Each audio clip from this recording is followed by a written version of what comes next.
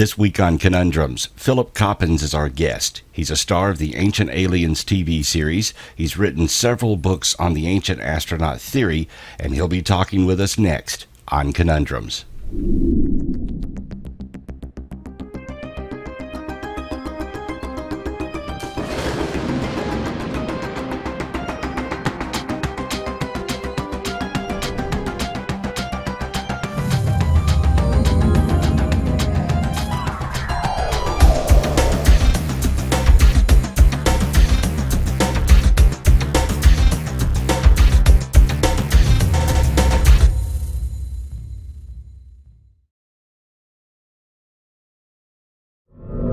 Our guest this week is Philip Coppens from the Ancient Aliens TV series.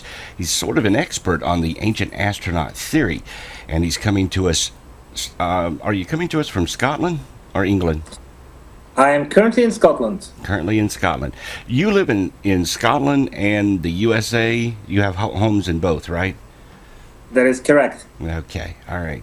Well, we got you from Scotland this time. And your television series, Ancient Aliens, man, that is like the #1 show on TV right now. Well, it's extremely popular, and to some extent, people are sad that it's gone to H2 rather than the main history channel. But the fact of the matter is that this success of Ancient Aliens, together with various others, has actually pushed History Channel into a top 5 rated cable show. And they're trying to expand the H2 network, and anything to do with history or anything else is really moved to H2, whereas porn stars and ice pickers and ice road truckers, or whatever they're called, can continue to be on the History main channel. But I'm pretty sure that over the next few months there will be quite a few repeats of Ancient Aliens on the main one rather than on H2. Do you get it over there in Scotland as well? Well, actually, the History Channel has got its own UK version, and they're only having shown seasons 1 and 2, so they're behind. For some bizarre reasons which nobody seems to realize or understand, is that the voiceover is actually dubbed into British English. So why that is happening, nobody knows, and the Brits are not very happy with it, but there you go, you have it. Well, let's go back and explore you for a little bit now. For me, the ancient astronaut theory, I really gravitated towards it in the 1970s with Eric von Däniken and the Rod Serling programs and such that came out. When did you really begin to look into the ancient astronaut theory?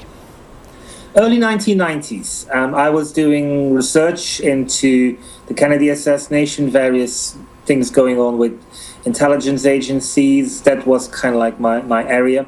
And then somebody made a big claim saying that Kennedy had been killed for his work on basically UFOs, and that specifically Kennedy was going to reveal the truth about UFOs and that there were aliens on ice and claims to that extent. And I had heard about UFOs. There had been a major UFO flap just happening in Belgium. But I hadn't really looked into this, and so I began to look into this allegation, which really proved to be without any foundation whatsoever. But it got me hooked. It got me interested. And then, whether it is through coincidence or divine guidance, a few months later, a Belgian publisher asked me whether I wanted to come to work for them and help them specifically promote some of their books to an English audience, because they felt that some of their authors needed to have some international exposure. And one of the books was to do with Rana Chateau, and the other one had to do with a megalithic civilization. Mm-hmm. The megalithic civilization really was new. It pushed it with the direction of Atlantis. And I began to research that. I realized that there was very little good reporting going on about this field. And when it was very specific. There was something about the esoteric world which somehow lived under the assumption that the rest of the world had an IQ of 185, that they could listen to endless hours of mathematical equations, and to a large extent that obviously isn't true, but also it meant that some good material just didn't reach the mainstream, or that certain people just couldn't word their discoveries in the correct framework. So I began to helped them. I published a magazine in the Netherlands since 1995 onwards. I began to write for magazines such as NEXUS, later New Dawn, and Atlantis Rising. So I considered myself to have become this journalist who is pretty much in between both camps. And I think it's somewhere in the Ancient Alien Question book that the skeptics consider me to be a believer and the believers consider me to be a skeptic. And I do think I sit in that middle ground of both. Mm-hmm. Do you have a journalistic background, formally trained? I do. Mm-hmm. And you worked for, what, newspapers, television before this? I was very young and I worked for newspapers, magazines, anything really who wanted to have me, local newspapers. And yes, I did that for not that long a period of time, and then I basically began to work for the publisher shortly afterwards. But my background and my training was as a journalist, and I still consider myself to be a journalist, even though I write books. They are, I think, more journalistic in their approach, in their take than some of the other books in this field, which I would describe more as theories or definitely more detailed than, whereas I try to really get an approach which is a journalistic inquiry rather than putting forward theories or making any type of other inquiry. Being in that middle ground, what are your personal beliefs towards the ancient astronaut theory?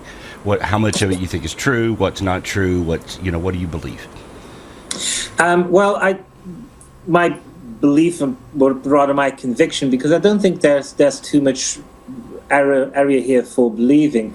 My conviction is that our ancestors were absolutely convinced that they were not alone, that we walked the path of civilization with the help of other creatures, non-human intelligences. And so I think we need to give them that. Now, our ancestors might be wrong about that, but we definitely need to give them that. Mm-hmm. And then when we start looking around the world, there are clearly cases which do beggar belief. And in the book, again, there's an entire chapter called Best Evidence, to which I kind of look at all of this material and show that in some cases we might be very close to finding definitive proof, but to get really that aspect of it down, you need to get the involvement of science. And the best case is the Bayan Karaula story, where there are people, dwarfish beings called the Dropa, who their mythology says are half, or at least further down the line, half human, half extraterrestrial. Now, obviously, that has become less of a percentage because of going through time. But it is their conviction that what has been happening is very specific, and that they have an extraterrestrial gene in them.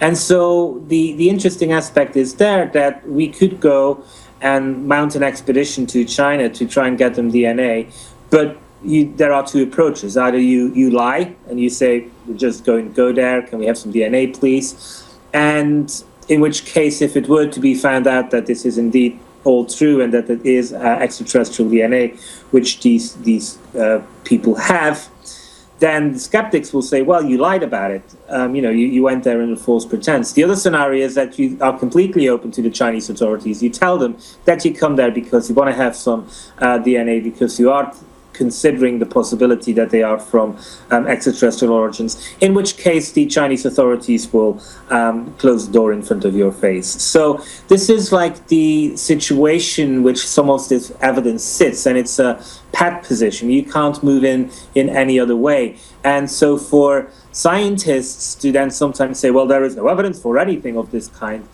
is really rich coming from them, because they are the ones who are basically making sure that there is no move forward on some of these topics.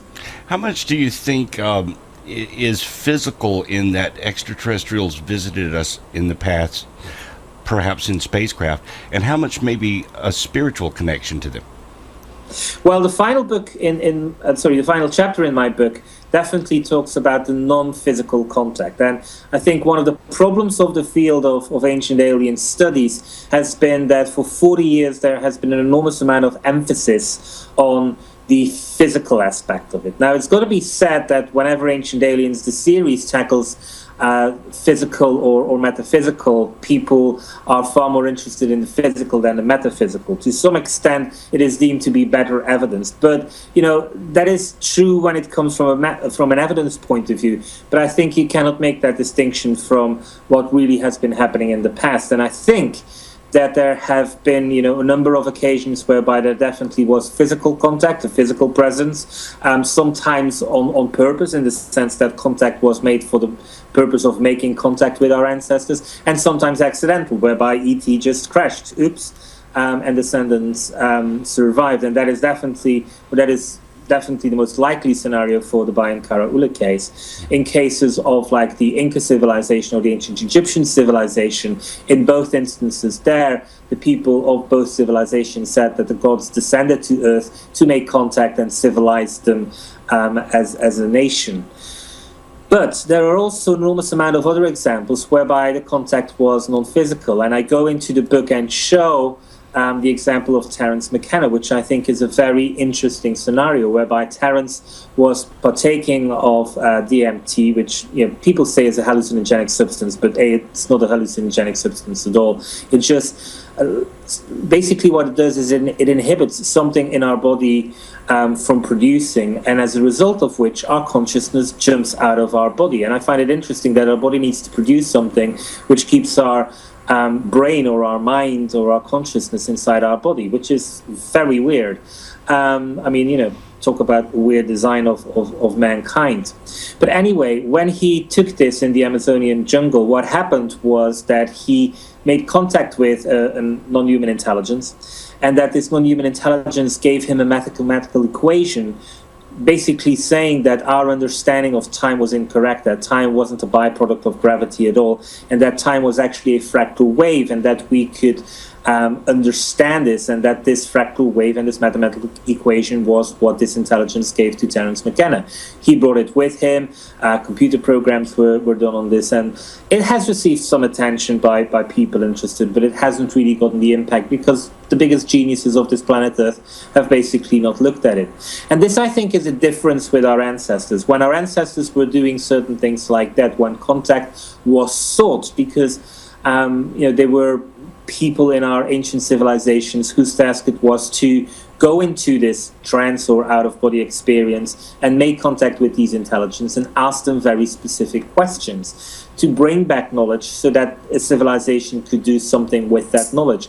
And the greatest people of that era would therefore basically use them and try to get an answer for that. And it is my conviction that this is how Imhotep was able to come up with new techniques as to how to build pyramids. And he himself acknowledged that he got that information from non-human intelligences, from the gods. And so I think that when you really start looking at our history, you will see that there is actually more contact with non-human intelligence in a non-physical way than there would have been in a physical manner. But again, when it comes to proving certain things and when you're looking for the best evidence, then obviously a physical encounter, specifically when there are scenarios in which it says that that being somehow lived here for a period of time, is going to be more explored than something on a metaphysical level, where by default there is not going to be any physical evidence whatsoever. You also have some prosaic explanations for things such as the Nazca lines. In your book, you talked about a theory of how those lines could have been created. Let's talk about that for a moment. What is the theory that you're proposing of how they were able to be up in the air and create the Nazca lines? Well, the Nazca lines were obviously created from the surface of the Earth, but they were meant to be seen from above. And that was really what Eric was saying in 1968 when he was writing about them in Chariots of the Gods, when nobody had been looking at them. There was a soul woman, Maria Reiki, who was trying to protect them from destruction. The Pacific Coast Highway goes pretty nearby, and quite often people would veer off that highway and would damage some of the geoglyphs there. And so she tried to protect them, she tried to have them recognized, and the only person who really was interested, it seemed, was Eric von Däniken. And so, because science hadn't studied it, they descended on this civilization trying to explain it. And they did so by making a mockery out of Eric by saying that this clearly was not an airport.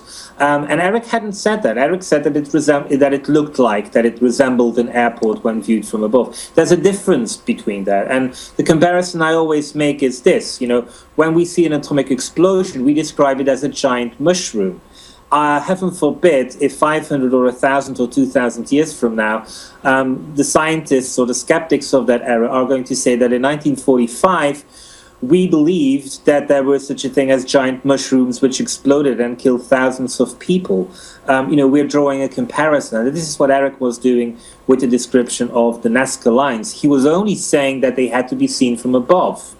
And sure, an airplane is a possibility, but he left open as to how they were seen. Now, since 1968, there has been research done on them. And what they have found is that the Nazca lines are actually part of a quite substantial civilization. They buried their dead. They were a pyramid-building culture. And what they came out with was the conclusion that there was technology around, that this civilization had hang gliders. In fact, one person was buried with basically a hang glider in his tomb. It's unknown whether he died or whether he was just, his favorite hobby and he was buried with it. But also that some of the stones and some of the areas around the geoglyphs had been exposed to extreme heat. And the scientists who were analyzing this then realized that these were sites where the locals basically created hot air for hot air balloons.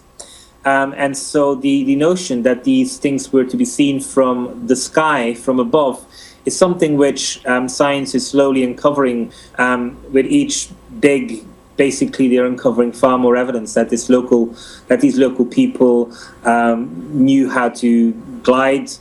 They knew how to have hot air balloons and take to the skies with. So all of those things really are still in development, and it has been 40 years since von Däniken has made this statement, and science definitely works slow, but he is slowly being vindicated, even though at every passing moment they will pull the shot at him, saying that he said it was an airport. He didn't. He said they had to be seen from above.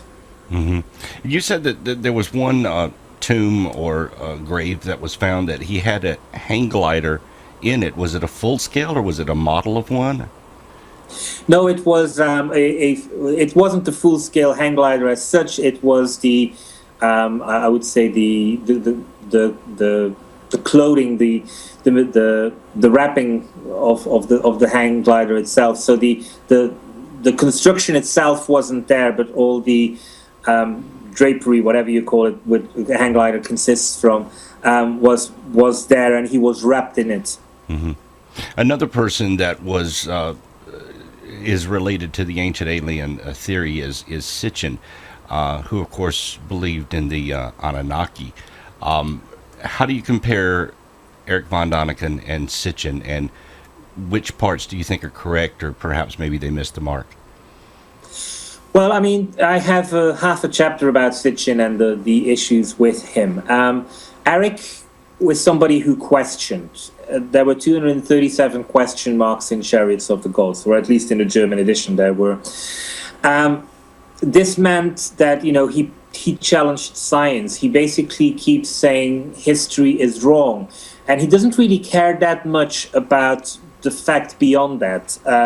He very much is very happy with the fact that he called attention to the Nazca lines and that science went there and changed the understanding. And what, science said in 1965 was that the Nazca lines were built by, or basically that they didn't know anything about them, but that it was a primitive civilization. Now we know that this isn't a primitive civilization. They built pyramids, they built tombs for their dead.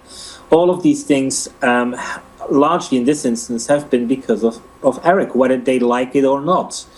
And so he keeps questioning them, he keeps pushing them. In his recent book, he keeps challenging and saying, well, you have mistranslated some of these words.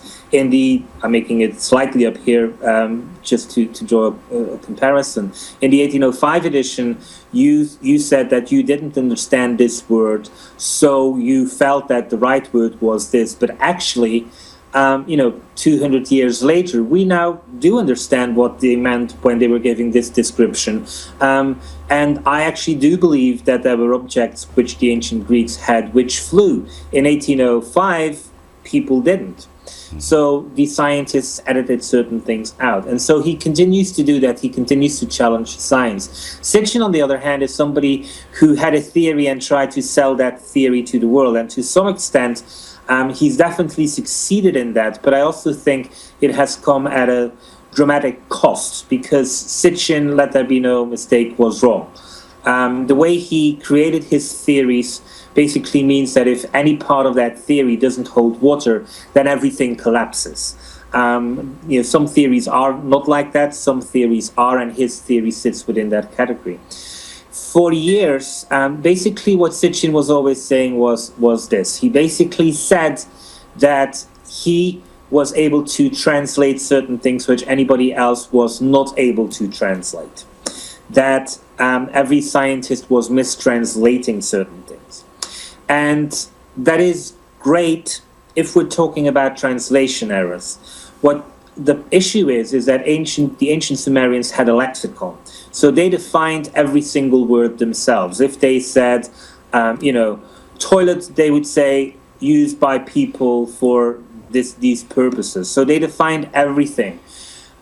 So it's not a translation issue. And when they were beginning to tell this to Sitchin, well, you say that this word means this and that we have mistranslated it, but the ancient Sumerians do not translate this or do not define this word as you have defined it. So what is your reply to this? And for decades, he simply refused to enter this debate. Simply because he knew it was a swamp ground in which he would not come out of. He would lose this fight. But specifically, what I personally experienced was that I was looking for the best evidence. I was looking for things out there on planet Earth which would be the best evidence that we had been visited by extraterrestrial beings or not. And one of these things is that there is glass in the Sinai Desert, which Sitchin interprets as saying that this is evidence of ancient atomic warfare. And, there is definitely something to be said for the fact that when you make such a discovery, that is definitely a conclusion which you can propose as a possible solution. And he had done this in a number of books quite early on in the 1970s. And then in a more recent book, he came back on this issue and said that he had read a scientific publication which basically agreed with his conclusion. He said that these scientists had investigated this glass and that they had found that there were no known causes which could have created this glass, and as a result of which science obviously had not seen or accepted the possibility of an atomic explosion. And so what he was saying was that therefore the atomic explosion was the only possible solution left which would explain this glass in the Sinai. Well, Sitchin doesn't use too many footnotes, but in this case he had given enough clues for me to find out what this paper was. And the paper was actually freely available on the internet through some academic publisher. So I got it very quickly, very easily, and I began to read it.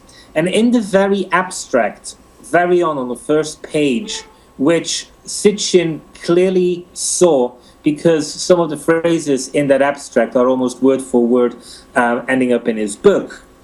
The scientists involved say that the glass is known to have come from a volcanic eruption. They identify which volcano it is.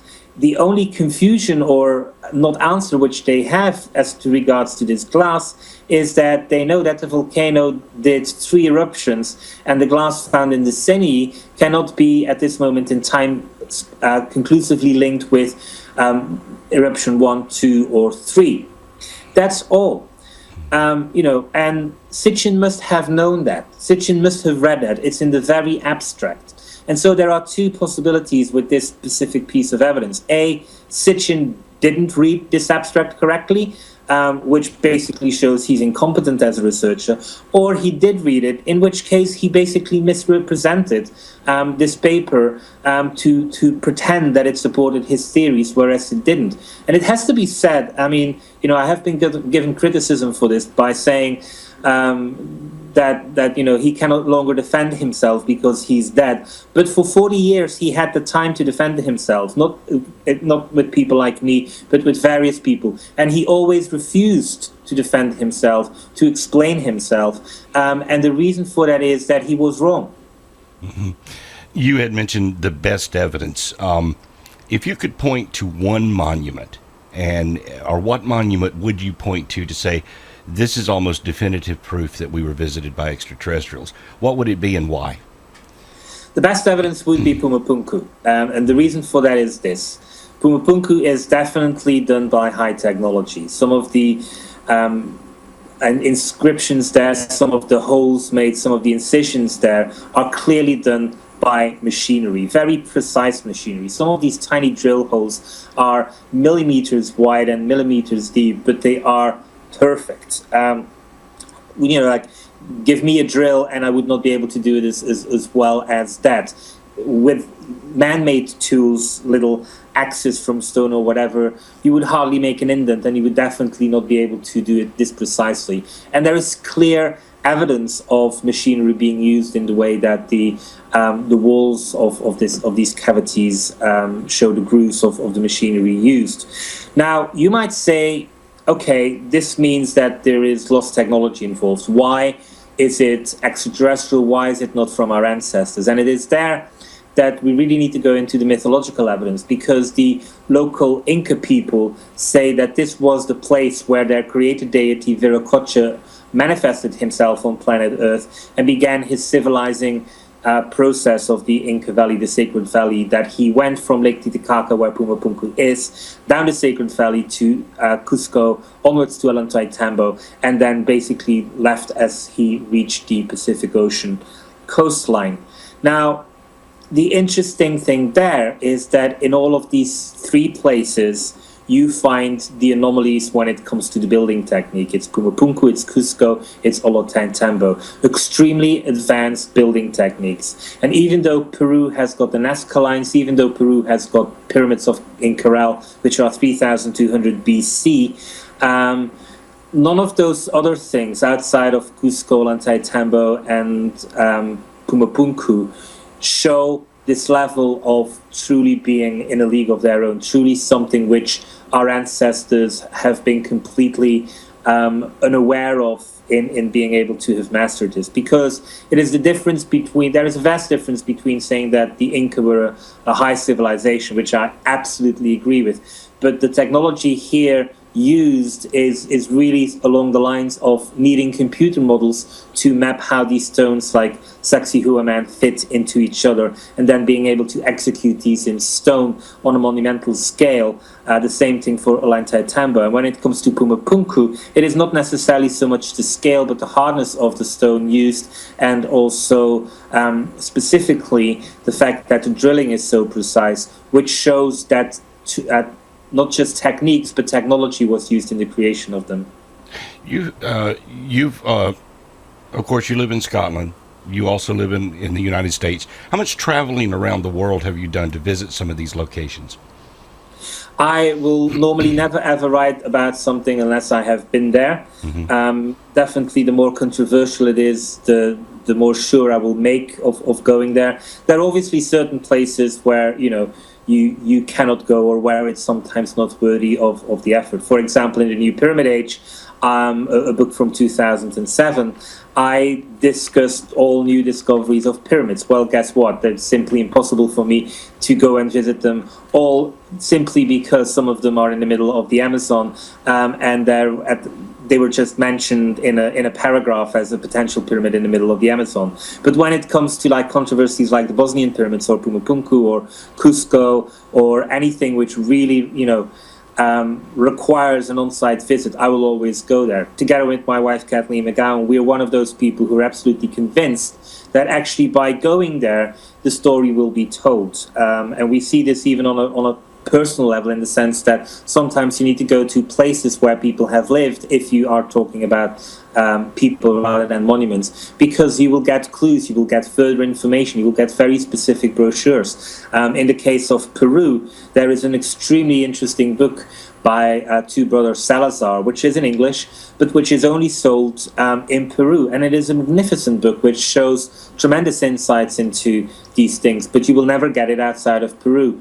And so in so many instances, there is so much more to be learned by visiting these places. And, you got to do it. And all of these places just happen to be in beautiful places. So it's really hard work, but hey, somebody's got to do it. Have you been to the Egyptian pyramids, the Pyramid of Giza? Yes, I have. In your book, you have an interesting theory on how maybe those blocks were made. Can you talk about that? Absolutely. Mm-hmm. I mean, basically, it's not my theory. It's the work of Joseph Davidovich. And Joseph Davidovich is the father of geopolymers. He is an award-winning scientist in France. He basically, in the 1970s, he looked and saw rocks which nature has created and wondered whether we could recreate these rocks in laboratory conditions and maybe fasten them up, or at least control the process as to how they were made. Mm. And so what he did was he identified how to do this, and this was a new science called geopolymerization, the creation of geopolymers, which is in essence natural rock made in a laboratory. It's not cement, as some Egyptologists claim specifically, Dr. Zahi Hawass. It is a natural rock with certain distinctions, which I'll come back to, but in essence, natural rock. And so when he went to Egypt, when he went to various places in the world, but Egypt stood out for him, he began to realize that he wasn't the first to actually discover this. He realized that before him, somebody else had done so, and this is Imhotep, the person who I mentioned before. And what he saw was that the building blocks of the Great Pyramid, which everybody says were quarried and hewn from a nearby quarry, he said that wasn't the case. He said that they were very much poured on site and that they were geopolymers. And in his book, which is, I think, available in English, but definitely all of his books are available in French, he has pointed out various telltale signs of the fact that what these stones are indeed geopolymers. And the best or the most graphic example is the following. When you have limestone contains seashells. It has things from the sea in there. Mm-hmm. Because basically these things were lying on a beach somewhere, and then the sea, the water came and also aligned all of these things, because the water comes and the water disappears. This is why boats are lined up in a harbor, and why seashells and various other things are lined up as well. Now, when you look at the formation of the blocks in the Great Pyramid, you will see that this is not the case. Some of them are pointing up, some of them are pointing down. They're pointing in various directions. And the reason for that is that indeed limestone was used, but very small little chunks. And these chunks were then placed into large containers. Various other things were added to this, including salt and various other processes. I mean, I'm not going to go into that, and it's Joseph's expertise. But you can go on YouTube, search for Joseph Davidovich, and you will see how he does these things in his lab just outside of Paris. And basically what it reveals is that, these building blocks of the Great Pyramid were geopolymers. And he's identified roughly 40 telltale signs, which anybody who has his book in hand and stands next to a block can see that these were geopolymers. So a science which he rediscovered, well, which he thought he had discovered in 1973 or 74, was actually really a reinvention. He realized that this had happened to the ancient Egyptians. And specifically, what he also found was, for example, some of the ingredients required to do these chemical processes, which are involved in creation of geopolymer. He actually saw that there were mines which were being used by the ancient Egyptians, specifically during the pyramid building age.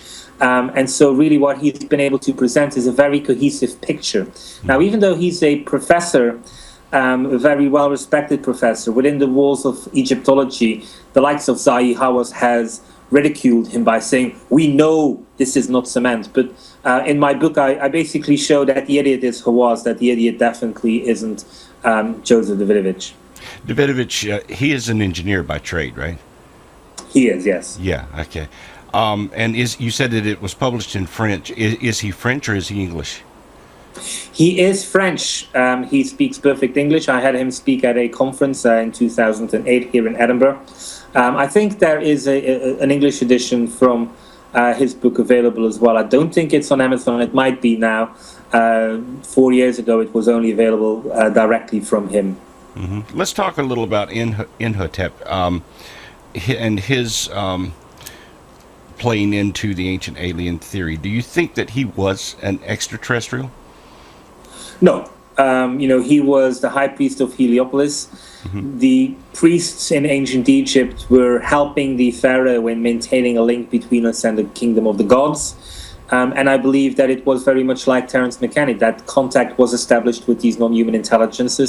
And everything which our ancestors did was to create heaven on earth. They believed that if we built in a certain way, the influences of the heavens would create order in the land. And Egypt was definitely a prime example of that. They built everything according to things in the sky. Probably Robert Bovell's Orion mystery about how the 3 pyramids of Giza are aligned to Orion's belt is the most famous. But various other people have done other research and basically have shown how observation posts were built across Egypt so that certain stars could be expertly tracked day in, day out of the year when they were visible in the night sky.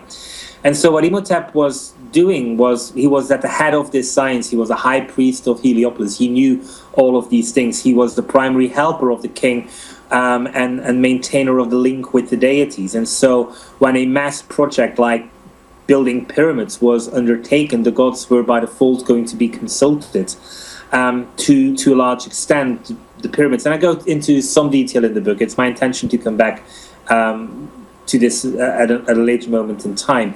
But basically the notion that pyramids are tombs is something which is a fallacy. There has never been any original tomb found which contained the mummy of a pharaoh. And now some people will say, well, grave robbing. But there are a number of instances where the archaeologists were coming into a king's chamber, into the tomb chamber. They saw the sarcophagus. The sarcophagus had not been touched. It was intact. When they opened it, it was empty. In all of these cases, the sarcophagus is always found empty. And it's the work of Jeremy Nadler, who has written a number of books, including, I think, Shamanic Wisdom of the Pyramid Text, in which he shows that these pyramids were used in certain rituals. And these rituals were to do with the king contacting the deities. So basically, what we're having here is a science of contacting the gods in a certain way, also to become like the gods. I mean, it's too complex to go into now, but in the case of Imhotep, what we see with him is that he basically liaises with the gods and says, can I have your input? And he says that the science of building pyramids, because what he actually began to do, the first pyramid which he constructed was King Zoser's pyramid, which was made out of bricks. And basically he credited the brick making approach and also the way in which the pyramid was built, the technology involved there. He said that it wasn't him. He said that this was done with the help of the gods. And this is something which you not just see with Imhotep, you see this across basically ancient history. The biggest monuments are always a collective effort. The Gothic Cathedral of Chartres, for example, has not a single inscription. Now, I'm not saying extraterrestrials built it, but it was a community project. It's only in our day that we are beginning to overemphasize some of these geniuses of the past because we live in an egoistic way, age. But in prehistoric times, that wasn't the case. All of these things were an approach of various hundreds, sometimes thousands of people working together. It's only recently that the Great Pyramid has actually been superseded as a something of project management when the whatever runway it was, the runway extension at Dubai was actually the largest project management organization since the Great Pyramid. And we're talking here about a runway which is 1 or 2 miles long a pyramid is 600 feet at its base, yet the same amount of people were employed on both instances. So even though Dubai has stolen the crown of the Great Pyramid when it comes to project management, statistically, intrinsically, I think the Great Pyramid still very much outweighs anything which the Dubai airport extension was able to accomplish. And you mentioned that the Great Pyramids are aligned with Osiris and the Orion rather. And then if we jump over to Mexico, the Pyramid of the Sun and the Moon also has an alignment, also has a runway. What's the connection there? Well, it's an interesting connection, I think, because here we are, let's even forget about the possibility of extraterrestrials. What we have are two of the greatest pyramid complexes in the world. Teotihuacan, just outside of Mexico City, and Giza, technically just outside of Cairo. In both instances, this has been built according to the Orion's Belt formation. In the case of Teotihuacan, the scenario is that this is linked with magical creation, because the Mayan believed that just south of Orion's belt was a point of creation.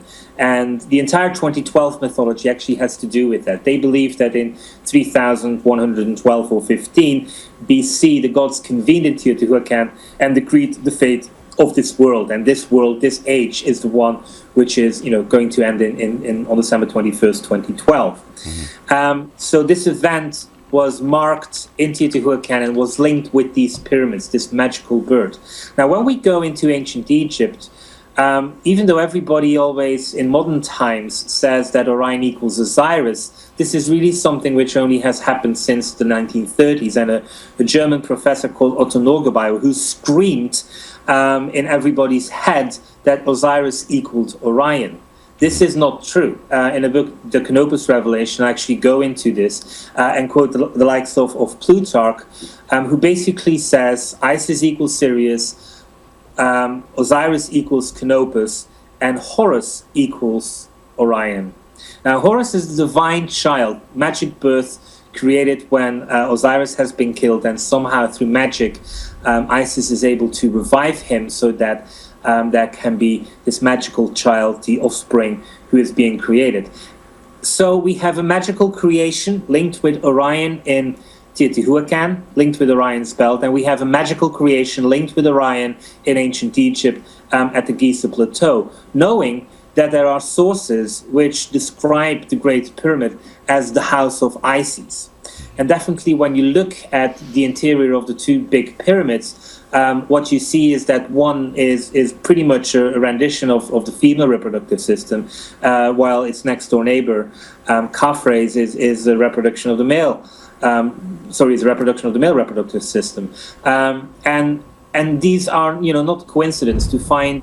If you were to do a statistical analysis, and I haven't done it because I'm not a statistician, but of all the possible planets, all the possible constellations to be linked with magical birth, to be linked with pyramids on two different continents, is not a coincidence. And science needs to explain this.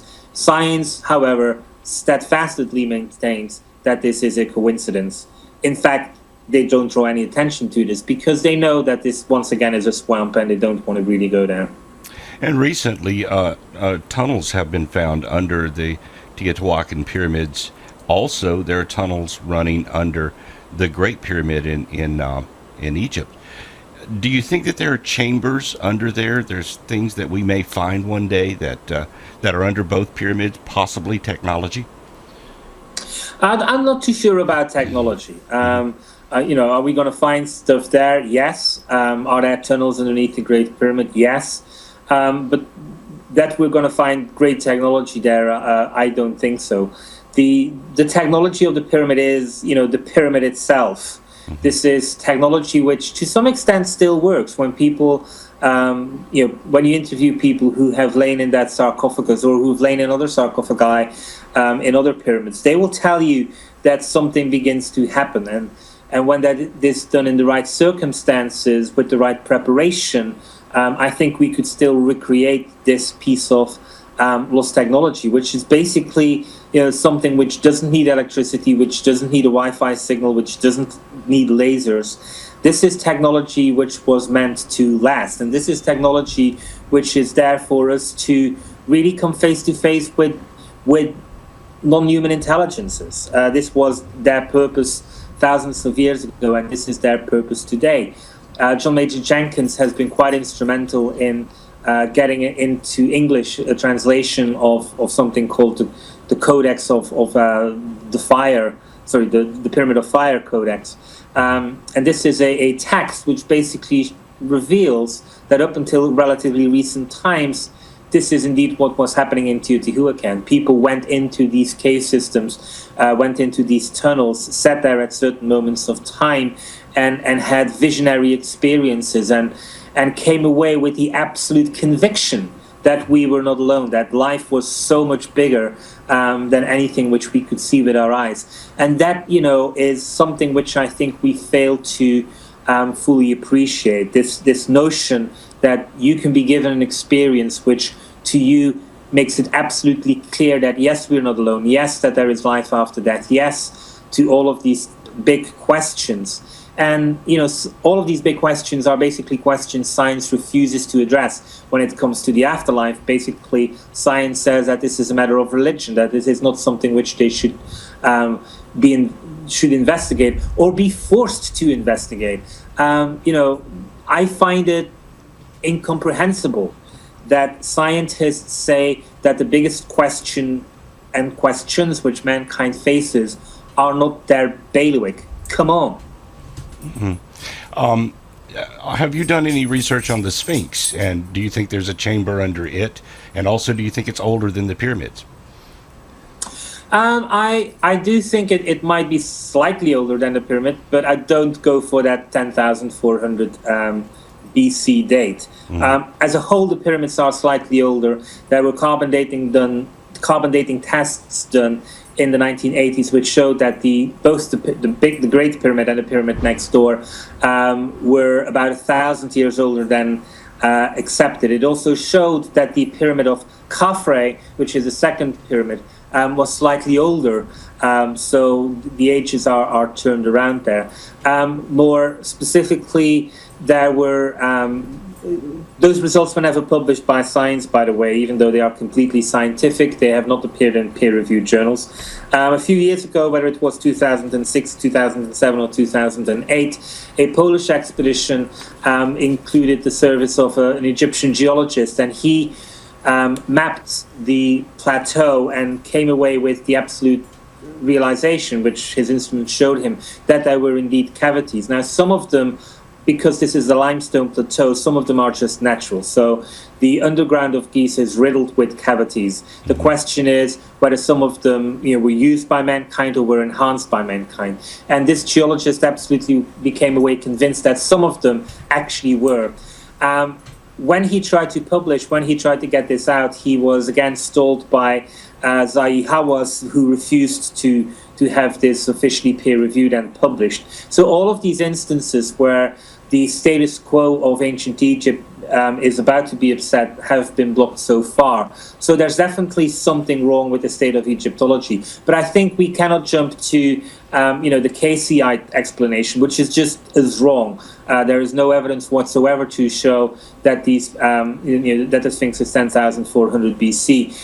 Robert Temple, in some of his recent books to do with Egyptian dawn, and I think the Sphinx mystery is the other one, has shown that up until the restoration, which Salim Hassan did in the 1920s or 1930s, that you could actually enter into cavities which were underneath the Great Pyramid. And to some extent, I think actually what happened with Casey, and which he's known to have done on a number of other occasions actually, is that he used information which was out there and then worked it into a prophecy. And in the 1920s, there were widespread discussions, widespread knowledge about the fact that in those days, the body of the Sphinx had been so deteriorated that from there you can go into some underground cavities. And I think Casey just heard that and made that into a prediction. as we know in retrospect, he said that this was going to happen before either 1968 or 1998, and in both instances, of course, his famed Hall of Records was not revealed to the world as he said it would be prophesied. So, again, I'm in the middle there. I'm not with the believers and I'm not with the skeptics, and I quite often think that the truth does sit in the middle. And you were mentioning Edgar Cayce. Do you think there's a connection between all of these ancient monuments and Atlantis? I do, and actually, it's got nothing to do with Edgar Cayce, but with the good work of a very dear friend of mine, Wim Zitman. He's a Dutch researcher, and basically he has found, and this is somewhat graphical, but basically, let's see whether we can do this in mirror image. When you have Giza here, Giza here, Stonehenge there, and you flip that around the longitude, you end up in a place in the Atlantic Ocean. When you take this place and you go further south, you have Tiwanaku, and when you go further north, you have Teotihuacan. Those four places connect to a place in the middle of the Atlantic Ocean, which is currently under 200 meters, 600 feet of water. It's on the same latitude as the Giza Plateau, and if you draw lines between the various points I made on the little screen, you will see that the end result is the layout of this constellation of Orion, and this cannot be a coincidence. Yeah, and do you think if we could actually take submarines to that point, we might find some ruins down there? I hope so. I mean, it probably needs James Cameron, doesn't it? But it definitely is worth going there. It's going to be hard to find things there in the sense that I'm not buying some of the theories of Atlantis, which suggest that this was all crystal technology and all, big, impressive New York-like appearances. But 200 meters is not that far. It's not that deep. It is 10,000 years, I believe. There's no reason to doubt Plato on that aspect. Furthermore, that period sits perfectly well with what we know to be the end of the last ice age. So we have another strong scientific connection there to argue that when the last ice age stopped being an ice age, so much water came from the northern regions of this planet that it basically flooded large sections, including parts of the Mediterranean, and clearly was also responsible for the flooding of that part. I hope that there's something there, and I hope that somebody will take an interest in this. But again, we are up against this old battle, which basically is that science says that Atlantis is a myth and that Atlantis was never real. So why, is any scientist going to send an expedition over there? It'll have to come from very deep pockets of private individuals or companies who are willing to do this. And in this day and age, very deep pockets also means quite often deep cooperation with major universities who will make sure that these, amateur deep sea expeditions are not going to happen. So this is the world we live in, and we need to, wait until the world we live in changes into a different world before some of these things are going to be realized. Do you think we'll ever open a monument and find a jet plane or a cell phone or something like that? Well, I hope that our ancient technology was far better than a cell phone. We are slowly beginning to get there, I think. The best example is something I've been working over the last few weeks on the sequel to The Ancient Alien Question, which is coming out in October, and it's called The Lost Civilization Enigma. And I look at the work of Robert Temple when it comes to crystal lenses. He shows that in our museums there are lenses like the Leonard lens, which have been sitting there for 150, 160 years, unrecognized for what they are. They were part of ancient telescopes through which our Greek and Roman forefathers looked towards the moon and saw mountains. They saw, the surface of the moon. And again, stop me here if I keep repeating myself, but it's always the same story. Science basically at one point decided that these weren't lenses. Early on, everybody was in agreement with them. But then once again, somebody will shout down at somebody who's in a minor position, and his voice will be heard, and the scientific paradigm will shift to one where once again our ancestors were stupid and we're the summum of creation. And so the Leonard lens is now no longer part of a telescope, but just a piece of decorative glass which sits in a display case in the British Museum. And on 2012, December 2012, do you think anything radical is going to happen? Well, the Mayans, say that it is the period, the last small cycle, roughly 20 years before and after, which are the ones which bring about massive change. And definitely when you look at the world of 1993, when this last thing happened, this last click happened in their calendar, our world is completely different. Video through Skype via Wi-Fi, didn't exist in 1993 and wasn't even thought of as a possibility, I think, as a worldwide phenomenon. Since 1993, the world has become a global village. For an annual salary in the West, you can fly around the world in roughly 48 hours. That is something which in 1993 simply was imperceptive. It wasn't going to happen. And really what that means is that our world has changed, and this is a case in point that it has indeed been like that. Now, the Mayans and their descendants, have always said that this is about social change. They say that this age from 3100 was all about religion. And that is definitely the case. Our 3,000th years have been marked with religion. Some people will think that this is a sad thing, that this has led to war. I think the Mayans' answer would be that this is the first time we have been focusing on religion, that we got certain things wrong, but that definitely, again, in the last 20 years, we're beginning to refocus ourselves, and that we are pretty much after the end of the Cold War in 1989 and the opening of China shortly afterwards, that we are again becoming a global village. We get our furniture from China, our phone calls are being answered in India. That's pretty much as global as it gets. And so this is really, I think, the importance of December 2012. And anybody who's a project manager or works in projects knows these things about milestones. And they are lines in the sand whereby the project takes stock and says, yes, we are on track. And even though so many project managers obsess about these milestones, really, it's all about the flow of getting there. And whether you meet them with a few days or left or right, it doesn't really matter as long as the flow of the project is there. And that is definitely the case, I think, with December 21st, 2012. It is a milestone, a cosmic milestone set by the universe itself, but it's not, the important thing. The important thing is happening, and the important thing will continue to happen for at least another 40 years onwards. And guess what? In a big project like mankind, every single day counts, not just the days of the milestone. Your book is called The Ancient Alien Question. Philip, if someone wanted to get an autographed copy, how would they go about doing that? They can write to my webpage or my Facebook. My webpage is www.philipcoppens.com.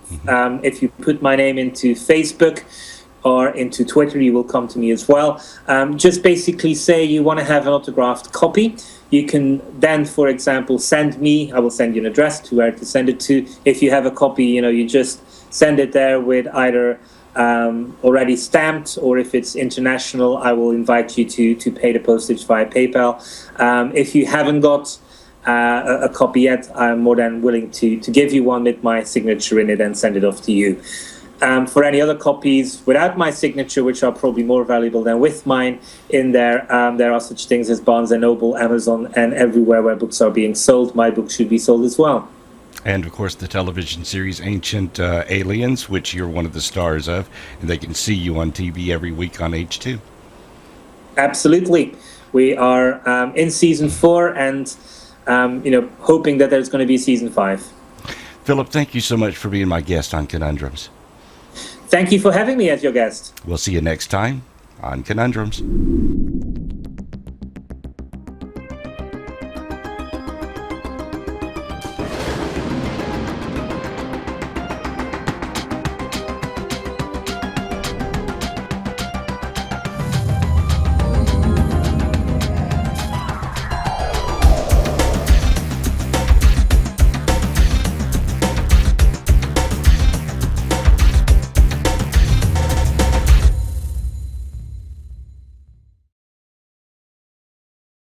and the believers consider me to be a skeptic. And I do think I sit in that middle ground of both. Hmm. Do you have a journalistic background, formally I trained? do. Hmm. And you worked for what, newspapers, television before this? I was very young, and I worked for newspapers, magazines, anything really who wanted to have me, local newspapers. And yes, I did that for not that long a period of time, and then I basically began to work for the publisher shortly afterwards. But my background and my training was as a journalist, and I still consider myself to be a journalist, even though I write books. They are, I think, more journalistic in their approach, in their take than some of the other books in this field, which I would describe more as theories or definitely more detailed than, whereas I try to really get an approach which is a journalistic inquiry rather than putting forward theories or making any type of other inquiry.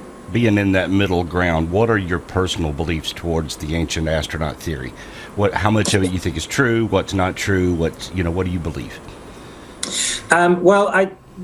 My belief, or rather my conviction, because I don't think there's too much area here for believing. My conviction is that our ancestors were absolutely convinced that they were not alone, that we walked the path of civilization with the help of other creatures, non-human intelligences. And so I think we need to give them that. Now, our ancestors might be wrong about that, but we definitely need to give them that. Mm-hmm. And then when we start looking around the world, there are clearly cases which do. This week on Conundrums, Philip Coppens is our guest. He's a star of the Ancient Aliens TV series. He's written several books on the ancient astronaut theory, and he'll be talking with us next on Conundrums.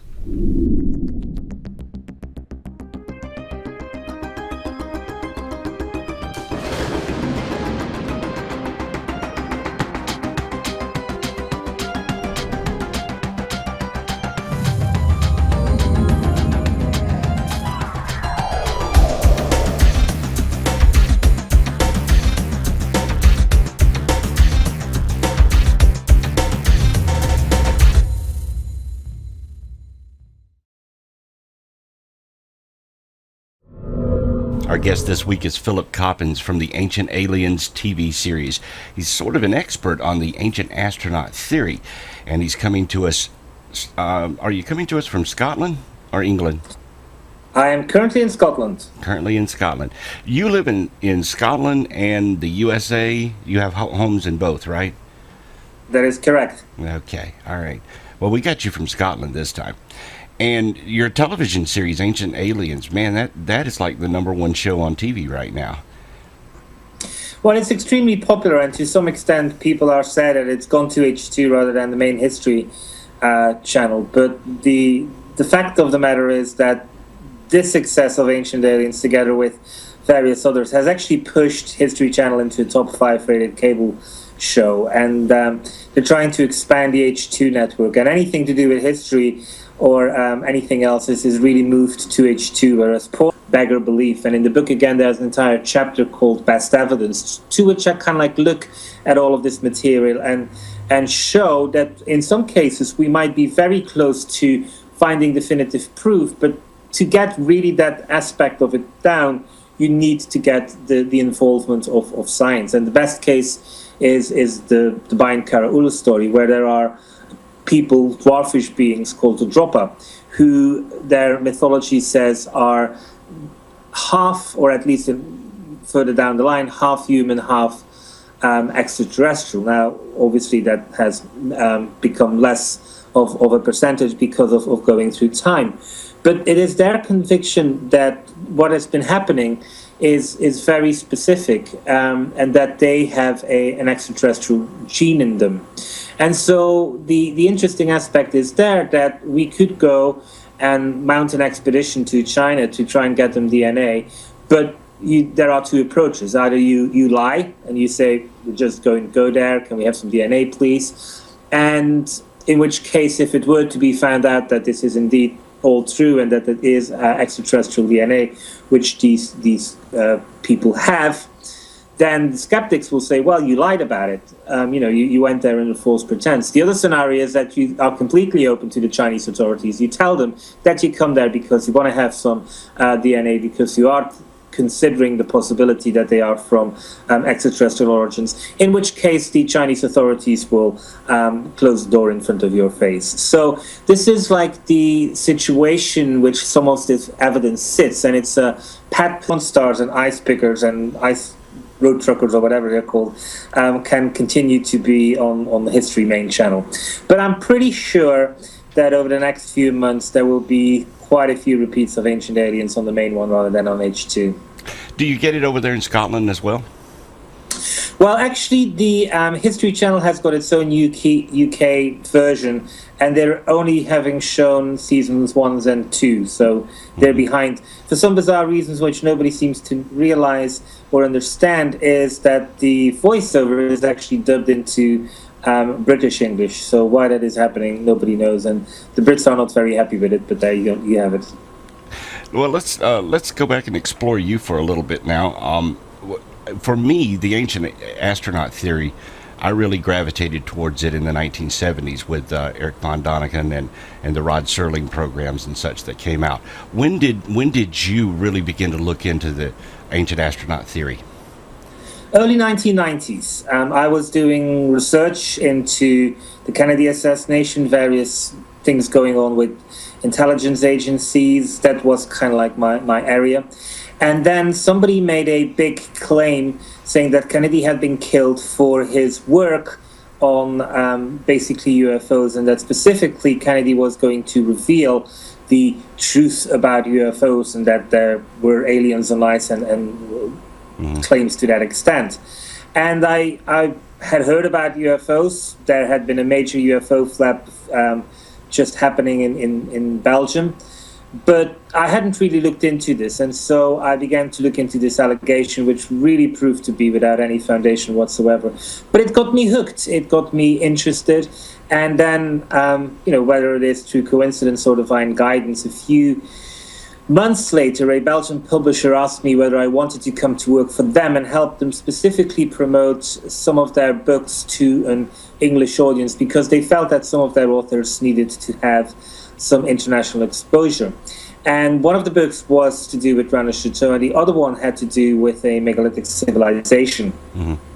The megalithic civilization really was new. It pushed it with the direction of Atlantis. And I began to research that. I realized that there was very little good reporting going on about this field. And when it was very specific. There was something about the esoteric world which somehow lived under the assumption that the rest of the world had an IQ of 185, that they could listen to endless hours of mathematical equations, and to a large extent that obviously isn't true, but also it meant that some good material just didn't reach the mainstream, or that certain people just couldn't word their discoveries in the correct framework. So I began to help them. I published a magazine in the Netherlands since 1995 onwards. I began to write for magazines such as NEXUS, later New Dawn, and Atlantis Rising. So I considered myself to have become this journalist who is pretty much in between both camps. And I think it's somewhere in the Ancient Alien Question book that the skeptics consider me to be a believer.